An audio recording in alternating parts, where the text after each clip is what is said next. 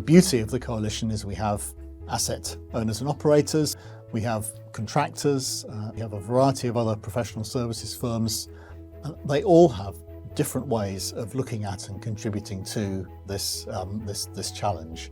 And it's by collaborating that the best things happen. When it comes to helping to mitigate the impact of climate change, what we really have is our intellectual capital. And what the Net Zero Infrastructure Industry Coalition gives us is a really important chance to make a real difference to the sector.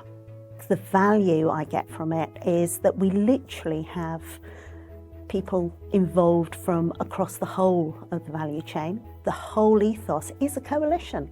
There's nobody trying to outdo each other. We are actually working as a collective, and we have different perspectives that we bring to the party to again achieve net zero in infrastructure in a pragmatic, real way. And that is so powerful. And I think, as you'll hear, is we've had so many thought leadership pieces and things that have really nudged the industry to do things differently. The built environment, we know, is responsible for about 79% of carbon emissions, so it's a really crucial system to tackle when we look at fighting the climate crisis.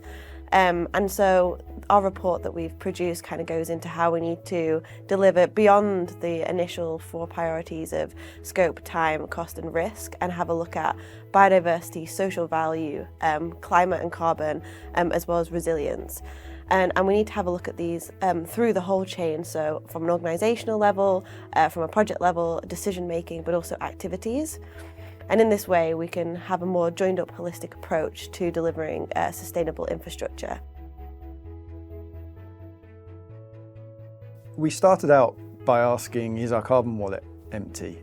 And a slightly provocative title, because what we really meant was, is the expenditure of carbon required to deliver the infrastructure that we need for a net zero future, has that already been spent? Is it already committed? Do we know what it looks like?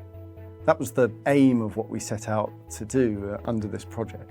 It involved us working quite closely with a number of the partners of the coalition, and we were able to draw on each of our expertise and knowledge to assess the infrastructure pipeline, to try and assess the carbon implications of that pipeline, to come to the answer of the question we first posed. Is our carbon wallet empty? Have we expended all, what percentage of our total budget to get to net zero have we already expended or need to expend in delivering the infrastructure that's required? If we don't look systemically, I think we'll have ever rising marginal costs to get towards net zero. We've got to get the systemic conditions right. We've got to have the legislation, the regulation, the governance, the decision-making process, create the opportunity for innovation, for new thinking to emerge. So we're not directing it in terms of what it's got to be, but directing it in terms of the direction that we're going, and removing barriers to change. Our place-based approach to net zero recommends a 4-pillar approach. So powers, partnerships, data platforms and people. So cities need to be empowered to facilitate low carbon interventions when they're best placed to do so. And they can harness partnerships to bring local investment and deliver the local benefits that aren't always visible at a national level. And data insights are really vital in that perspective, not just to track progress, but also to prove that there are multiple benefits, not just environmental, but also economic and social. And finally, bringing people into the conversation. Through transparency and trust, cities can help people see the different versions of the future and their role in achieving the one they want. It's been brilliant over the last few years working with the coalition, and we've already achieved so much. However, there's a lot more to come. I'm really looking forward to exploring how the coalition can help the industry think about biodiversity and nature-based solutions to climate change and environmental issues. I'm also really looking forward to exploring how systems-based thinking can help.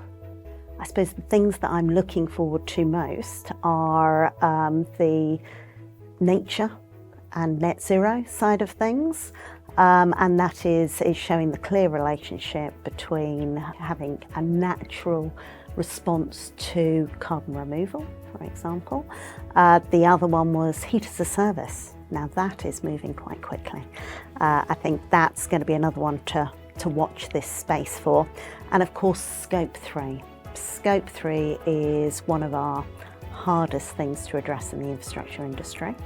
It's something that we have to take into account, and I think that piece of work is going to be making it practical and easy for people. I think that's going to be one of the key things.